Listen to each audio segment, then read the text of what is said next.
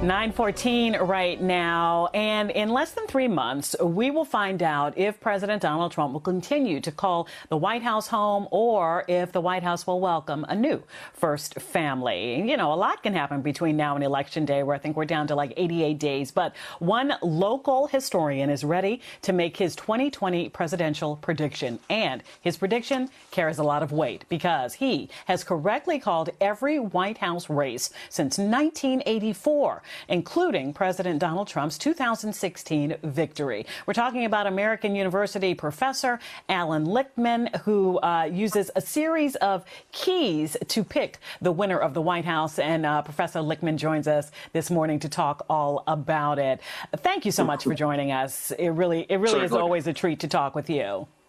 All right. Now, you know, they want me to ask right away your prediction, but I'm going to make the viewers wait a little bit. And I'm going to ask you how you come up with this. It's a 13-point checklist, right?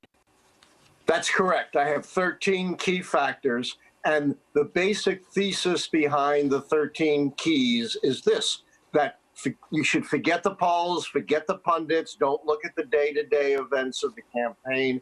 Keep your eye on the big picture, and that is American presidential elections are essentially votes up or down on the strength and performance of the party holding the White House. And that's what the keys gauge. They look at big picture things like third parties, midterm election results, long and short-term economy, scandal, social unrest, policy change, foreign policy successes and failures. So you actually were one of only a few to correctly predict that President Trump would take the White House during the last election. That's correct. What I was able to discern based on my 13 keys is this. If there are 6 or more negative keys out against the party holding the White House, then their strength and performance is weak enough that it's going to be a change election. And I determined that 2016 was going to be a change election, that in fact any generic Republican was going to win that election. So I predicted Donald Trump. And by the way, right here in my study, I have this note which says, Professor, congrats, good call, and in big Sharpie letters signed Donald J. Trump. Okay, which has been the hardest so far for you to predict? 2016 was extremely difficult election to predict. Sometimes I can predict years ahead of time because the keys fall into place. I predicted the hard to call 2010 elections, 2012 election in 2010, but I didn't get a final bead on 2016 until my Washington Post interview until September. This one is not that hard, but we had the biggest election year change in the history of the country. Okay, let's get into it. Who do you predict will take the White House this go around in 2020? Remember, 6 keys or more and you're out. Donald Trump was cruising to re-election in 2019 with only 4 keys against him. Then he made a fundamental mistake. He didn't understand the keys, although he knew they predicted his win. It's governing, not campaigning, that counts. And rather than dealing with the crisis facing the country, he thought he could talk his way out of it. And the result is 3 more down keys. The short-term economy, because we're in a recession. The long-term economy, because of the wrenching negative effects on growth this year.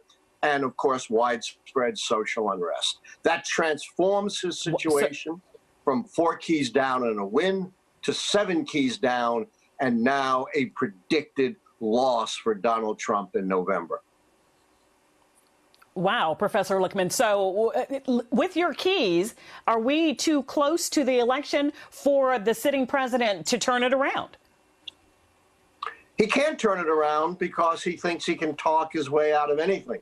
He failed his chance to forestall the loss of these keys by actually substantively dealing with problems rather than trying to gaslight the country. The keys, remember, are the big picture. They don't change by what anyone says. But there are 2 things that keep me up at night that are outside the realm of the keys or any prediction system. One is voter suppression. Donald Trump and his enablers are working as hard as possible to keep the Democratic base of minorities and young people from voting. You know, they depend on older white voters, the most shrinking part of the electorate. They can't manufacture more old white men like me, but they can try to suppress the Democratic base. And secondly, of course, is Russian intervention. We know they're going to be back, and we know, again, Donald Trump is going to welcome it and exploit it to the hilt. We just don't know exactly what form it's going to take and how effective it's going to be.